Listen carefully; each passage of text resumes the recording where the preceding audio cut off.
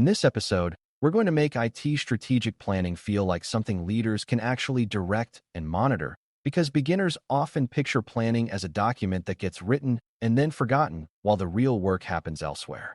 Strategic planning only creates value when it stays connected to day-to-day decisions, and that connection is fragile because enterprises face constant pressure, shifting requests, and urgent incidents that pull attention away from long-term direction. Governance of Enterprise IT, CGEIT, treats planning as a living discipline, which means leaders do not just approve a plan once and hope it holds, but instead guide how the plan is executed and watch for early signs of drift. Drift is subtle because it can look like progress, with lots of activity and many projects moving, while alignment quietly breaks as priorities scatter and trade-offs are made without recentering on objectives. By the end, you should be able to explain what it means to direct planning, what it means to monitor it, and how those two actions keep technology direction on mission over time. Before we continue, a quick note. This audio course is a companion to our course companion books. The first book is about the exam and provides detailed information on how to pass it best. The second book is a Kindle-only ebook that contains 1,000 flashcards that can be used on your mobile device or Kindle. Check them both out at Cyber.Author.me in the Bare Metal Study Guide series. The first concept to lock in is that directing strategic planning is about shaping decisions before they happen, not criticizing outcomes after they have already gone wrong. Direction begins with clarity about enterprise objectives, because strategic planning is supposed to translate the enterprise's direction into the capabilities and outcomes technology must support. When leaders direct planning well, they ensure that objectives are specific enough to guide trade-offs, and they make sure constraints are acknowledged so the plan is realistic rather than aspirational. They also define what alignment means in practice, such as which outcomes will be prioritized and which risks cannot be silently accepted, so teams can make consistent choices without waiting for constant approval. Beginners sometimes assume leadership direction is a speech at the start of the year, but in governance, direction is a repeated act of setting boundaries and priorities whenever the plan is interpreted. Direction also includes deciding what will not be done, because a plan that says yes to everything is not a plan, it is a wish list. When direction is clear, planning becomes a tool for consistent choices instead of a document that gets ignored. Monitoring is the second half of the equation, and it is what keeps direction from fading as the enterprise moves through real work and real pressure. Monitoring does not mean micromanaging delivery teams or constantly changing priorities. It means leaders maintain awareness of whether the portfolio of work is still aligned to objectives and whether the assumptions behind the plan still hold. In practical terms, monitoring asks whether the enterprise is still investing in the capabilities it said it needed, whether promised outcomes are becoming measurable results, and whether risks are staying within the enterprise's chosen tolerance. Monitoring also involves looking for patterns that signal drift early, such as a rising number of exceptions, a growing backlog of unresolved high-risk issues, or repeated reprioritization that makes teams chase moving targets. Beginners often think monitoring is a finance-only activity, but in governance, it is a leadership responsibility, because monitoring is how leadership ensures the plan remains the steering mechanism for decisions. Without monitoring, plans become ceremonial, and alignment breaks quietly until a crisis forces an expensive reset. Monitoring is the habit that keeps strategy connected to action. To understand how alignment drifts, it helps to see drift as a predictable outcome of normal enterprise forces rather than as a failure of character. Drift happens when new requests arrive faster than priorities can be evaluated, so teams respond to urgency rather than to strategy. It happens when different departments push local needs that are legitimate but not coordinated, so the enterprise moves in multiple directions at once. Drift happens when incident response consumes leadership attention, so long-term planning discussions are postponed and short-term fixes become permanent. It also happens when success is measured by activity, like how many projects started, rather than by outcomes, like whether customer experience improved or operational cost declined. Beginners often imagine drift as someone ignoring strategy on purpose, but drift is more often a result of missing checkpoints where leaders revalidate priorities and decide what trade-offs are acceptable. This is why governance emphasizes repeatable decision points and transparent criteria, because drift thrives in ambiguity and inconsistent decision-making. When you treat drift as an operational risk, you can design monitoring that detects it early instead of waiting for obvious failure. Directing strategic planning in a governance sense also means establishing who has authority to interpret the plan and to make trade-offs when constraints collide. Strategic plans often contain goals that can conflict in the real world, such as moving faster while increasing control rigor or reducing cost while improving resilience. When the plan meets reality, someone must decide how the enterprise will balance these tensions, and that is a governance decision, not an operational detail. Clear authority prevents the common failure where teams negotiate trade-offs informally, creating inconsistent outcomes and political friction. In a mature governance model, leadership defines which trade-offs can be handled locally and which require escalation, so decision speed remains high without allowing high-impact choices to be made silently. Beginners sometimes assume trade-offs are solved by consensus, but consensus can become slow and unpredictable unless governance defines who decides and what criteria apply. Direction, therefore, includes defining decision rights for planning adjustments, making sure the enterprise knows who can say yes, who can say no, and who must own the consequences. When authority is clear, alignment is easier to maintain because decisions follow the plan's intent rather than personal influence. Monitoring alignment requires more than checking whether projects are on schedule, because a perfectly executed project can still be misaligned with enterprise objectives. Leaders need a way to assess whether the portfolio of work remains mapped to strategic outcomes and whether that mapping is still honest as conditions change. This means monitoring should include signals about strategic relevance, such as whether funded initiatives still support the enterprise's top priorities and whether new urgent work is displacing planned work without a deliberate decision. Monitoring should also include signals about dependency and coherence, because alignment can drift when projects proliferate that duplicate capabilities or create incompatible data and integration choices. Beginners often focus on project-level status, but governance monitoring focuses on the system-level picture. What is the enterprise building? What value is expected? And what risks are accumulating? A practical monitoring approach also checks whether foundational work, like resilience improvements and compliance readiness, is being consistently funded, because these are often deferred under pressure even though they protect strategic outcomes like trust and continuity. When leaders monitor alignment at this level, they can intervene early by adjusting priorities, reinforcing standards, or reallocating resources before drift becomes entrenched. A key governance tool for directing planning is establishing a clear link between strategic objectives and investment decisions, because money and capacity allocation is where planning becomes real. A plan that is not reflected in funding choices is not directing behavior, it is narrating intentions.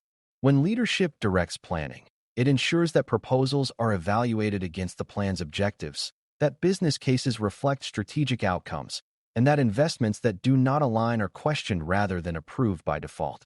This approach also includes ensuring that benefit realization expectations are defined at approval time, so leaders can later monitor whether the investment produced the outcomes it was funded to achieve. Beginners sometimes think this is about controlling teams, but it is about keeping enterprise resources focused, because resources are limited and misaligned spending creates both waste and risk. Direction also includes limiting the number of simultaneous initiatives to what the enterprise can execute responsibly, because overcommitting is a common cause of drift and failure. When the enterprise funds too much, teams cut corners, take unmanaged risk, and lose the ability to deliver promised value. Directing planning through investment discipline is how governance turns strategy into action. To monitor planning effectively, leaders need a small set of indicators that describe whether the plan is being executed as intended, without drowning the enterprise in reporting that no one uses. A helpful concept here is Key Performance Indicator, KPI, which is a measure chosen specifically because leadership can review it regularly and use it to guide decisions. A governance-oriented KPI should do more than show activity. It should reveal whether alignment, value delivery, risk discipline, and coherence are improving or drifting. For example, leaders might monitor whether benefits are being realized after delivery, whether high-impact risk acceptances are documented and owned, and whether the portfolio remains mapped to strategic objectives. They might also monitor leading signals, such as rising exception volumes or increasing cycle time for key approvals, which can indicate governance processes are becoming bottlenecks and encouraging bypass behavior. Beginners often assume more metrics create better monitoring, but too many metrics create noise and allow people to hide important signals inside a flood of numbers. The goal is to choose indicators that reveal drift early and prompt corrective action, making monitoring a decision tool rather than a reporting ritual. Operating rhythm is what makes directing and monitoring sustainable, because leaders cannot rely on occasional attention spikes to keep alignment intact. A strong rhythm includes predictable points where priorities are reviewed, portfolio composition is rechecked against objectives, and major deviations are either approved deliberately or corrected. Rhythm also includes checkpoints where risks and compliance obligations are reviewed, because drift often shows up as quiet risk accumulation and deferred control work. When rhythm is consistent, teams experience governance as stable and usable because they know when decisions will be made and what evidence will be expected. Beginners sometimes think rhythm means more meetings, but rhythm is about consistent decision-making and oversight, not about filling calendars. A good rhythm creates a feedback loop where performance and risk information flows into governance forums, decisions are made, and follow-through is tracked so decisions become outcomes. Without rhythm, leaders are forced into crisis-driven governance, and crisis-driven governance is where alignment breaks because urgency overwhelms strategy. Rhythm is how governance stays ahead of drift instead of chasing it. A major part of preventing drift is managing the flow of new demand, because new requests are one of the most common ways a plan gets quietly reshaped. Enterprises constantly receive new ideas, new requirements, and new urgent needs. And if there is no disciplined intake and prioritization approach, the plan becomes a suggestion rather than a steering mechanism. Directing planning includes establishing how new demand is evaluated against objectives and constraints, and how trade-offs are made when new work displaces planned work.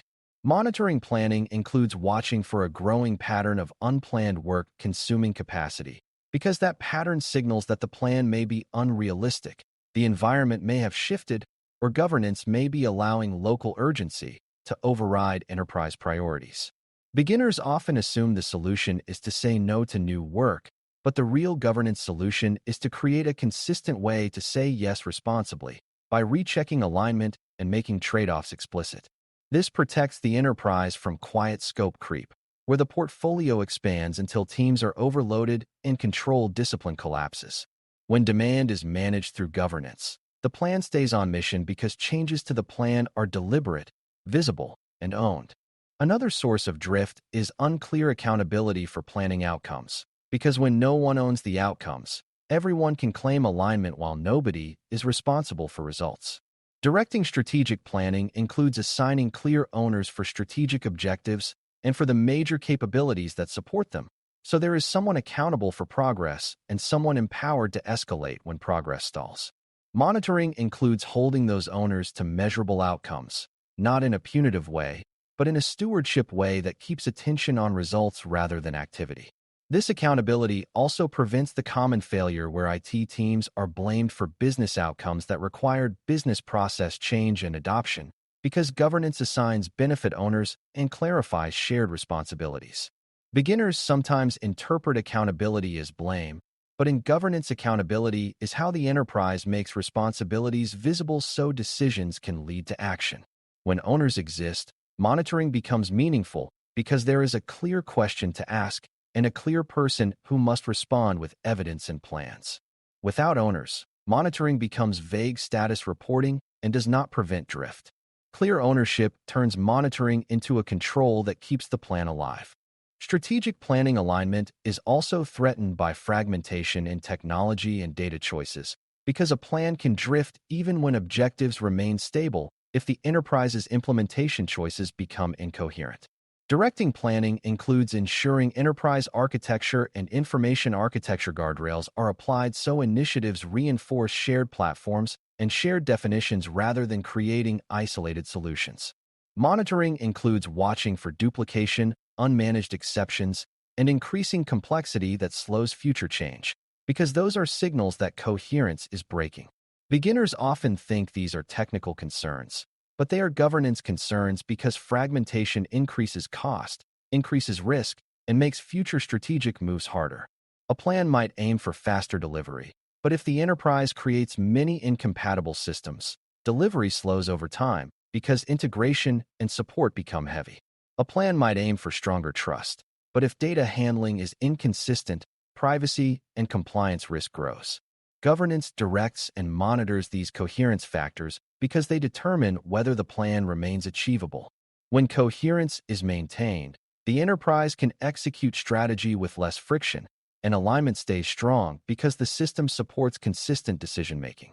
Leadership must also monitor alignment through the lens of external change, because a plan that was aligned yesterday can become misaligned when laws change, market conditions shift, or the enterprise enters new regions or services. Directing planning includes defining how the enterprise will respond to external changes, such as how quickly policies and standards will be updated and how new compliance obligations will be integrated into decision criteria. Monitoring includes scanning for external changes that impose new constraints or create new risks, and then ensuring the plan is adjusted deliberately through governance rather than informally through scattered reactions. Beginners sometimes think planning failure means the plan was wrong, but often the plan was reasonable and the environment changed, and governance must adapt while preserving clarity. This is why planning and monitoring must be linked. Monitoring detects when assumptions are no longer valid, and directing ensures the plan is updated in a controlled way. Without that link, the enterprise either clings to an outdated plan or abandons planning entirely, both of which lead to drift. Governance provides the disciplined path for adaptation, keeping alignment intact even as conditions change. Another practical way governance prevents drift is by treating exceptions and escalations as signals about alignment health rather than as isolated administrative events. When teams frequently request exceptions to standards or to planning priorities, it can mean the plan is unrealistic, the shared services are insufficient, or the enterprise is facing constraints that were not accounted for. Directing planning includes defining how exceptions are evaluated and what authority is required, while monitoring includes tracking exception patterns to see where the plan is under strain. Escalations also provide valuable information because they reveal where trade-offs are hard and where decision rights may be unclear. Beginners often assume exceptions are simply bad behavior, but in governance, exceptions are information, and repeated exceptions often indicate a systemic misfit that must be addressed to prevent drift. Governance can respond by refining standards, improving shared services, adjusting priorities, or clarifying thresholds so decision-making remains workable. When leaders treat exceptions as learning signals, governance becomes more adaptive and alignment becomes more resilient. This approach also keeps governance from becoming punitive, which supports a culture where people raise risks early rather than hiding them. To bring all of this together, think of directing and monitoring IT strategic planning as maintaining a stable steering mechanism while driving on a road that constantly changes. Directing is setting the steering angle and defining what lane the enterprise must stay in, using objectives, criteria, decision rights, and investment discipline to keep choices aligned. Monitoring is watching the road, the dashboard, and the vehicle's behavior, using indicators, ownership accountability, and operating rhythm to detect drift early and correct it before it becomes a crash. This metaphor matters because it highlights the core governance idea that alignment is not a one-time achievement. It is a condition you continuously maintain. Beginners often expect alignment to be obvious, but alignment is often lost slowly through many small decisions made without recentering on objectives. Governance prevents that by making recentering routine through regular portfolio reviews, consistent criteria, and clear escalation paths. When leaders do this well, the enterprise can move quickly without losing coherence and can adapt without losing control. That is the practical value of directing and monitoring planning. To close, directing and monitoring IT strategic planning so alignment does not drift means treating planning as a living governance discipline that shapes decisions before resources are committed and verifies alignment continuously as work progresses. Direction establishes clear objectives, decision rights, thresholds, and investment discipline so trade-offs are made consistently and responsibly. while monitoring uses indicators, ownership accountability, and operating rhythm to detect weak signals and correct course early. This approach manages demand intake, prevents unplanned work from silently consuming capacity, and keeps architecture and information choices coherent so the enterprise remains able to change safely over time. It also integrates external change awareness, using governance to adapt plans deliberately rather than allowing scattered reactions to reshape direction informally. When exceptions and escalations are handled as controlled signals, governance learns and improves, making alignment more resilient under pressure. If you can explain planning as a steering system that is actively guided and continuously monitored, you are demonstrating a core CGEIT capability, keeping enterprise technology direction on mission even when the environment, the workload, and the urgency are constantly trying to pull it off course. Thanks for listening. For more audio courses, daily newsletters, and more, please visit baremetalcyber.com.